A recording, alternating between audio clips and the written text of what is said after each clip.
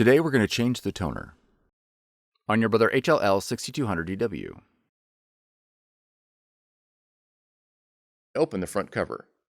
Remove the drum and toner assembly and place it onto clean flat surface. Placing scrap paper under your drum and toner is recommended. Next, remove the toner cartridge from the drum unit by pressing the green lock lever. Be careful not to touch the drum rollers during this process, as this can cause print quality problems. Now, unpack the new toner and install the cartridge into the drum unit. Listen for the cartridge to lock into place. Next, reinstall the drum and toner assembly into the machine and close the front cover.